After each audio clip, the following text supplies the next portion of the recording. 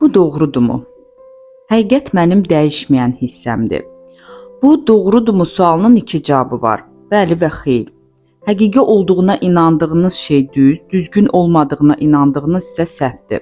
Sizin stəkana baxmağınızdan asılı olaraq o yarıyadək dolu və ya yarıyadək boş ola bilər. Həqiqətən də haqqında düşünə biləcəyimiz milyardlarla fikir var. Əksəriyyətimiz valideynlərimizin düşündüyü tərzdə düşünürük. Lakin biz bu cür davam etməməliyik. Biz yalnız eyni tərzdə düşünməliyik deyə bir qanun yoxdur. Mən nəyə inanıramsa, o mənim üçün gerçəkləşir. Siz nəyə inanırsınızsa, o da sizin üçün həqiqətə çevrilir. Düşüncələrimiz tamamilə fərqli ola bilər. Bizim həyatımız və təcrübələrimiz də olduqca fərqlidir. Biz nəyə inanırıqsa, o bizim üçün həqiqətə çevrilir. Siz gözlənilmədən maliyyə problemi ilə üzləşirsinizsə, çox güman ki, özünüzü pulla bağlı probleminizin olmağına, zənginliyə layiq olmadığınıza inandırırsınız. Yaxud yaxşı olan heç nəyin əbədi olmadığını düşünürsünüzsə, ola bilsin ki, həyatın sizinlə qərəzli davrandığına inanırsınız və tez-tez mən sadəcə uğur qazana bilmirəm deyirsiniz. Əgər siz şəxsi münasibət qura bilmirsinizsə, yəqin ki, heç kəs məni sevmir, mən sevilməyə layiq deyiləm deyə düşünürsünüz. Ola bilsin ki, siz də ananız kimi kiminsə üzərinizdə hökmranlıq eləməyini istəmirsiniz, yaxud da belə fikirləşirsiniz. İnsanlar məni incidə bilər.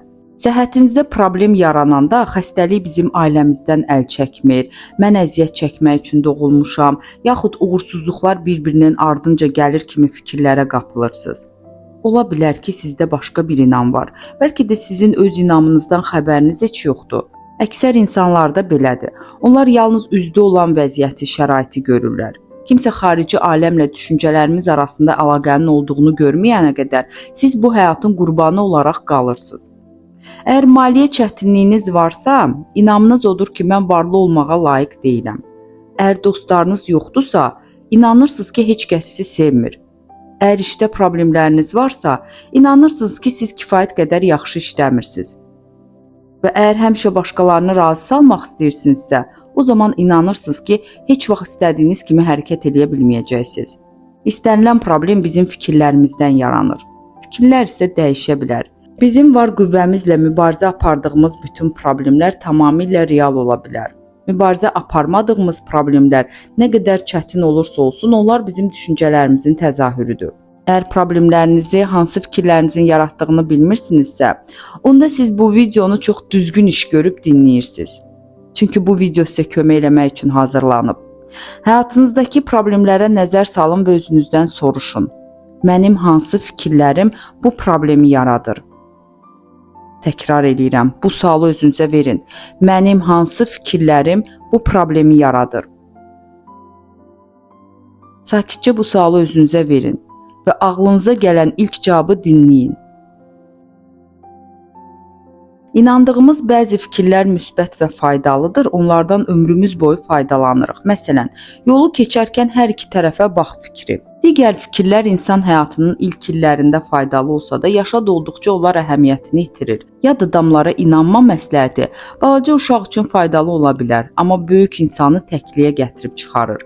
Nəyə görə ara bir oturub öz-özünüzdən soruşmalısınız? Bu həqiqətən də belədir, bu doğrudan da belədir. Məsələn, mən nəyə görə bunu öyrənmək mənim üçün çətindir fikrinə inanıram. Daha yaxşı olar ki, özümüzə bu indi mənim üçün doğrudurmu? Bu inam hardan gəlir? Buna ibtidai sinif müəllimim mənə dönə-dönə dediyinə görəmi belə inanıram? Əgər bu inamdan imtina eləsəm, daha yaxşı olaramı? Suallarını verin. Oğlanlar ağlamaz və ya qızlar ağaca çıxmaz kimi inamlar öz hisslərini gizlədən kişilər və fiziki cəhətdən zəif qadınlar yaradır. Əgər uşaq olarkən bizə dünyanın qorxulu olduğunu öyrədirlərsə, onda bu inamla bağlı eşitdiyimiz hər şeyi həqiqət kimi qəbul edirik. Eyni sözləri yad insanlara inanma, gecələr küçəyə çıxma, yaxud adamlar səni aldadır kimi fikirlərə də aid eləmək olar. Lakin uşaqlıqda bizə dünyanın təhlükəsiz olduğunu öyrədirlərsə, onda bizim inamlarımız fərqli olur. Asanlıqla hər yerdə sevgi olduğuna, insanların mehribanlığına, istədiyimiz hər şeyə nail olduğumuza inanırıq. Əgər uşaqlıqda sizə tez-tez hamısı sənin günahındır deyilirsə, onda nə baş verirsə versin, siz özünüzü həmişə günahkar sayırsınız. Bu inamınız sizi həmişə üzr istəyirəm deyən birinə çevirir. Əgər siz uşaq olanda məni heç kim saymır sözünü işlətməyə vərdiş eləmisinizsə, bu sizi harda olursunuzsa olun sıranın axırında saxlayacaq. Bəzən insanlar sizə fikir vermədiyinə görə özünüzü gözə görünməz hiss eləyəcəksiniz. Uşaqlıq təcrübələriniz sizə heç kim məni sevmir inamını aşılayıbsa, deməli siz təksiniz. Hətta hər hansı dostluq və ya şəxsi münasibətiniz ancaq qısa müddətli olur.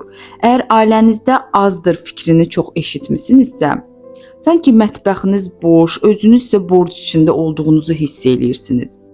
Bir xanım hər şeyin pis olduğuna və getdikcə daha da pisləşəcəyinə inandığı bir ailədə böyümüşdü. Həyatda onun yeganə sevinç mənbəyi tennis oynamaq idi. Lakin sonra o dizini zədələnmişdi. Mümkün olan hər şey eləyib bütün həkimlərə müraciət eləsə də dizi sağalmırdı. Vəziyyət lap pisləşmişdi. Sonra o ümumiyyətlə tennis oynaya bilmədi. Dindar birinin oğlu kimi böyüyən digər şəxs isə hər kəsi özündən üstün tutmağı öyrənmişdi. Onun ailəsi həmişə axırda gəlirdi. Hazırda öz müştərilərinə ən yaxşı işləri qurmaqda kömək eləyirdi, özü isə cib xərcliyini belə zorla tapırdı. Onun inamı hələ də onu sıranın axırında saxlayırdı. İnandıqlarınız sizə həqiqət kimi görünür. Biz necə də tez-tez mən beləyəm, bu belədir deyirik. Bu xüsusi sözlər doğrudan da bizim üçün nəyin doğru olduğuna inamımızı göstərir. Bizim inandığımız şey adətən digərlərinin öz inamlarımız sırasına daxil elədiyimiz fikirlərdir. Şübhəsiz ki, o bizim digər inamlarımıza uyğun gəlir. Siz də səhər tezdən oyananda yağış yağdığını görüb, ay aman nə pis gündür deyənlərdənsiz. Bu pis gün deyil, sadəcə yağışlı gündür.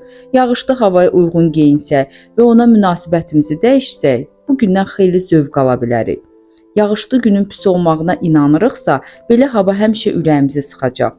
Şəraitə uyğunlaşmaq əvəzinə havaya qarşı çıxırıq. Əgər biz şən, uğurlu, sevgi dolu həyat istəyiriksə, o cürdə düşünməliyik. Göndərdiyimiz enerji istədiyimiz formada özümüzə geri qayıdacaq. Hər an yeni başlanğıcdır. Yenə də deyirəm, biz hər an güclüyük. Siz heç vaxt dayanmırsınız.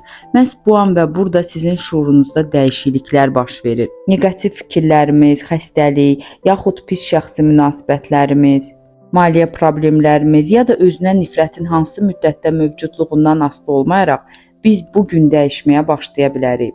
Problemlərinizin sizin üçün reallıq olmağına ehtiyac yoxdur. O artıq lazımsız başlanğıca dönərək yoxa çıxa bilər. Siz bunu eləməyə qadirsiniz. Yadda saxlayın, beyninizlə yalnız özünüz düşünə bilərsiniz.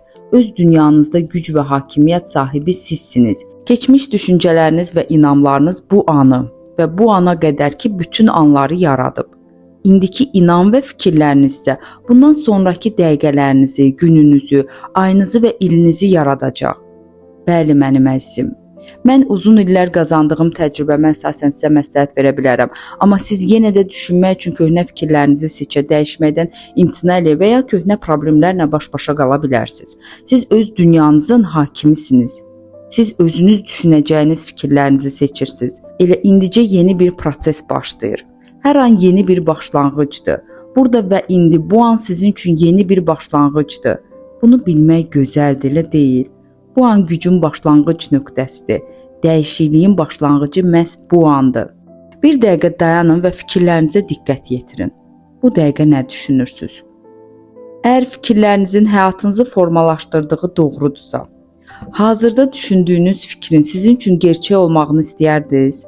Əgər bu fikirlər narahatlıq, qəzəb, əzab, qisas və yaxud da qorxu ilə bağlıdırsa, onların həyatınızda necə təzahür eləyəcəyini düşünürsünüz. Fikirlər çox sürətli olduğundan onları dərhal anlamaq həmişə asan olmur. Bununla belə elə indicə dediklərimə diqqət yetirməyə və qulaq asmağa başlaya bilərik. Əgər hər hansısa xoşa gəlməz söz söylədiyinizi eşidirsinizsə, elə cümlənin ortasında dayanın. Ya cümləni dəyişdirin, ya da işlətməyin. Bu cümləyə çıx dilimdən də deyə bilərsiniz. Özünüzü dəbdəbəli bir otelin bufetində növbə gözləyərkən təsəvvür eləyin. Bu bufetdə yemək əvəzinə qablarda fikirlər, düşüncələr var təsəvvür eləyin. Siz burada istədiyiniz fikirləri seçə bilərsiniz. Bu fikirlər sizin gələcək həyatınızı formalaşdıracaq. Belə olan halda sizin problemlər yaradacaq fikirlər seçməyiniz axmaqlıq olardı. Bu eyni ilə xəstələnməyinizə səbəb olan yeməyi seçməyinizə bənzəyir. Yediyimiz yeməyin bizə pis təsir elədiyini biləndən sonra ondan uzaq dururuq. Fikirlər də belədir. Gəlin bizə problem yaradan və əzab verən fikirlərdən uzaq olaq. Dr. Raymond Charles Barker dönə-dönə deyərdi: problem olanda nəsə eləmək yox, nə isə bilmək lazımdır. Bizim şuurumuz bizim gələcəyimizi yaradır. Həyatımızda arzu edilməz bir şey varsa, biz vəziyyəti dəyişmək üçün ağlımızdan istifadə etməliyik. Biz bu vəziyyəti elə bu an dəyişməyə başlaya bilərik. Sizin fikirləriniz necə işləyir? Mövzusunun məktəbdə keçirilən ilk dərslərdən olması mənim ən böyük arzularımdan biridir. Mən döyüş, savaş tarixlərini şagirdlərə əzbərlətməyin əhəmiyyətini heç vaxt başa düşə bilmirəm. Bu beynimizin enerjisini boş-boşuna sərf eləməkdir. Onun əvəzinə şagirdlərə şuur necə işləyir? Maliyyə işlərini necə qaydaya salmaq olar? Maliyyə təhlükəsizliyi üçün necə investisiya qoymaq olar? Valideyn olmaq nə deməkdir? Yaxşı şəxsi münasibətlər necə yaradılır? Özünə necə hörmət eləməli və öz dəyərini necə qorumalı kimi mövzularda dərslər keçirə bilərik. Tədris proqramındakı digər fənlərlə yanaşı qeyd elədiyim fənləri öyrənmiş yaşlı nəslin necə olacağını təsəvvür edin. Bu həqiqətən onlara necə yaxşı təsir edə bilərdi. Biz xoşbəxt, təminatlı, pulundan ağılla istifadə edən ölkə iqtisadiyyatını yaxşılaşdıran, hər kəslə gözəl münasibətlər qurmağı bacaran, valideynliyi layiqincə yerinə yetirən, yeni, özünə inamlı, sakit bir nəsil tərbiyə edə biləcək insanlar görə bilərik. Bütün bunlarla yanaşı hər kəs öz şəxsi yaradıcılığı olan şəxsiyyət kimi qala bilər. İndi bu cümlələri təkrarlayın. Yaşadığım bu sonsuz həyatda hər şey əla, tamamlanmış və mükəmməldir. Mən daha köhnə məcburiyyət və çatışmazlıqlara inanmaq istəmirəm. Mən artıq özümü kainatın məni gördüyü kimi gözəl, tam, mükəmməl görməyi seçirəm. Mənim varlığımın həqiqiliyi ondadır ki, mən gözəl, tam və mükəmməl yaradılmışam.